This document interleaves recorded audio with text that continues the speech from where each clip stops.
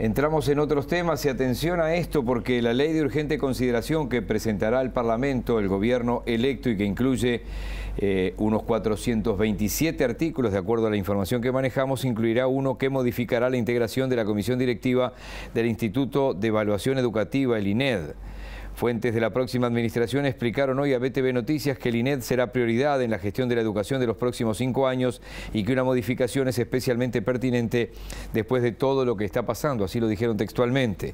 Este lunes uno de los integrantes de la comisión directiva, Pablo Cayota, presentó una carta de renuncia a este organismo evaluador de la educación por discrepancias con el manejo político de los trabajos de evaluación que realizan y una serie de matices que venía ya denunciando desde hace algún tiempo. Nos va a acompañar precisamente el profesor Pablo Cayota, docente de historia en su origen académico y además con una vasta experiencia en la dirección de distintos centros educativos. Pablo, muchas gracias por acompañarnos estos minutos y bueno, y después obviamente de una situación como esta carta de renuncia. Muchas gracias por la invitación. Por favor. Todo arranca, y me corriges si esto no es lo correcto, por aquel enfrentamiento interno y público de no presentar en tiempo y forma el último informe. Tengo que hacer valer la redundancia. ¿Ahí arranca esto? En realidad es un proceso un poco más largo. El INED desde su nacimiento con la ley del 2008 y que luego en el 2012 efectivamente se pone en funcionamiento, tiene una estructura donde el Ministerio de Educación y Cultura nombra a 2 de los integrantes de la directiva, uno de cuyos miembros es la presidencia, el único cargo remunerado de la comisión directiva. Luego el CODICEN designa a 2 de sus miembros y la UDELAR a otro miembro, y finalmente las asociaciones de colegios privados nombran al otro representante. Es decir que esta es una comisión directiva de carácter no remunerada, salvo la presidencia, que tiene la misión de conducir políticamente a la institución. Pero la integración a mí me suena ya como que hay una observación de que está mal esto. Bueno, todo depende de cómo se gestione este organismo. Si la comisión directiva tiene entre sus funciones y se dedica a aprobar el presupuesto, a aprobar el plan estratégico, a designar la dirección ejecutiva, que es la que conduce los equipos técnicos, a aprobar designaciones, etcétera, lo que haría cualquier comisión directiva de un organismo que se reúne en este carácter cada tanto tiempo y fija las grandes líneas. Ese es un modelo donde la dirección ejecutiva, que es un cargo que se ocupa a partir de un llamado a concurso internacional, así ha sido en las últimas ediciones del INED, allí se genera un equilibrio importante entre la conducción política y la dirección técnica. Ese equilibrio es importante, ¿por qué?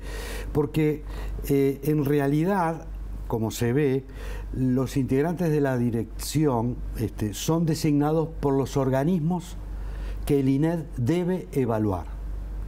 Entonces, no hay por qué pensar que esos delegados van a actuar de manera inconveniente, a priori. Pero mucho menos cuando hay un equilibrio entre los cuerpos políticos y el cuerpo técnico. Sí, el problema es cuando el técnico puede entrar en el terreno político. No, el problema es cuando de alguna manera, y eso fue lo que fue sucediendo en el INED, se rompe el equilibrio entre lo técnico y lo político. ¿Y qué es eso? ¿Por qué? Y hay una historia del INED, porque estamos ya ante el tercer director ejecutivo. Tuvo 3 en su historia, el tercer director ejecutivo que renuncia antes de culminar su mandato. Estamos hablando de Pedro Ravela, que fue el primero, estamos hablando de Mariano Palamidesi, que fue el segundo, y Giselle Tour, que fue designada y tomó funciones en marzo de este año para sustituir a Palamidesi, está renunciando y se retira a partir del 13 de diciembre. Pero le aplicaron la misma medida que le habían aplicado a Palamidesi. Lo que sucede es que hay algo en el funcionamiento que hace que el rol y el papel de la dirección ejecutiva se haya ido desvalorizando, producto de decisiones en mayoría de la actual directiva. Yo creo que ese es el primer problema de fondo que está aquí. Se ha roto el equilibrio entre la lógica política y la lógica técnica. Y hemos perdido valiosísimos recursos técnicos que no logran soportar ese no lugar adecuado en la toma de decisiones. Hubo una serie de elementos allí en la carta, como por ejemplo que se le entregó 3 semanas antes el informe.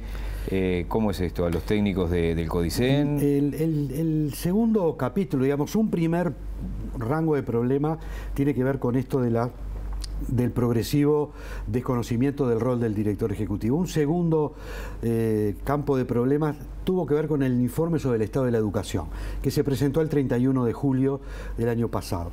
En esa presentación, casi inmediatamente el CODICEN hizo muy fuertes críticas descalificadoras del informe. Hubo otras críticas más razonables, más de recibo, pero las críticas del CODICEN eran descalificadoras.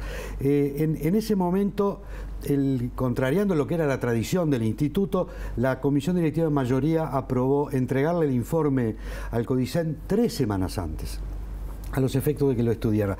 La tradición indicaba que normalmente se entregaba 2 o 3 días antes. ¿Y eso explicaría ese comunicado que hubo prácticamente al toque? Y seguramente con esa...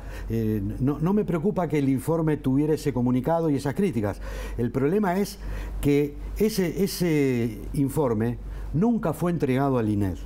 Ese informe al día de hoy no ha sido entregado todavía al INED. Pero además, lo que yo cuestioné duramente es la falta de dignidad institucional que tuvo la directiva en mayoría al oponerse reiteradamente a responder por escrito esas críticas, a pesar de que los equipos técnicos en 2 oportunidades elaboraron sendos informes de respuesta a esas críticas. La pregunta es, junto con esto además, en reuniones con autoridades del CODICEN, uno sentía que lejos de ir a defender el informe, la mayoría de la directiva iba a criticarlo. Entonces, uno no entiende... A ver si entiendo. Digo, solo voy a ponerle un poquito de flujo. ¿Integrantes del INED que hicieron un informe se ponían del lado del CODICEN en las críticas? Sí, integrantes de la directiva del INED, no estoy hablando de los equipos técnicos, que aprobaron el informe, sin embargo, no lo defendieron ni frente a las autoridades, ni frente a la opinión pública de la manera que el informe se merecía. Y digo esto porque es un informe extremadamente valioso, que no fue difundido como se merecía, más allá del impacto inicial, porque el INED siempre además lo publica en su boletín de agosto. La directiva votó... ¿Hubo audiovisual o no? Yo no lo vi. No hubo audiovisual, no se publicó en el boletín del INED que llega a miles de docentes. ¿Nunca más se publicó? Nunca más. Está colgado, pero el tema es que se visualizó claramente una falta de energía y de convicción para defender un informe. Un informe que, a la luz de lo que hoy se mencionaba de las pruebas PISA, a la luz de los resultados de aristas primaria y aristas secundaria, media, perdón, a la luz de otras evaluaciones que se conocen menos, como es el informe ISILS, que tiene que ver con las habilidades computacionales que son para segundo año del liceo, que se hicieron este año, que el INED participó. Todos los informes, sea cual sea, más allá de los resultados, nos revelan problemas de calidad, pero sobre todo de inequidad, que es el problema transversal que tiene la educación uruguaya. Es decir, cómo logramos que los aprendizajes, el acceso al conocimiento se democratice.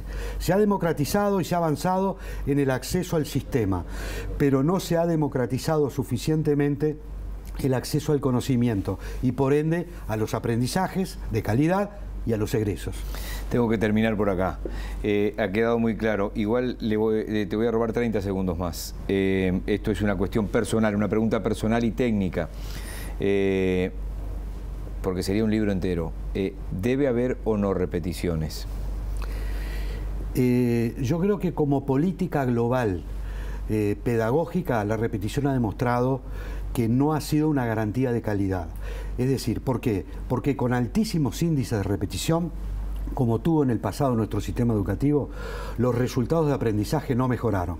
Es más, la repetición no es causa, pero es el preanuncio de una trayectoria que va a terminar mal.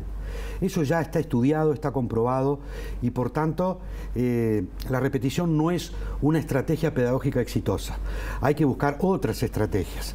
Pero quiero terminar, porque si no quedaría incompleto, es que parte de los problemas que he tenido y que provoca mi renuncia es la demora inexplicable en la publicación del informe Aristas Media, que, sí, me faltó eso, que tenía el 30 de octubre como fecha inicial, de acuerdo al cronograma de la directiva, pasó el 30 de octubre, pasó el 30 de noviembre y ahora parece que se va a publicar en febrero. Quiere decir que ahí hay información valiosa, importantísima, y le agrego a las necesidades de ajustar el diseño institucional del INED, y esto es un mensaje para el próximo gobierno, seguro, ojalá lo escuchen. Hay que darle más recursos al INED para poder profundizar en las investigaciones que realiza. Profesor Pablo Cayota, un gusto como siempre. Gracias a usted.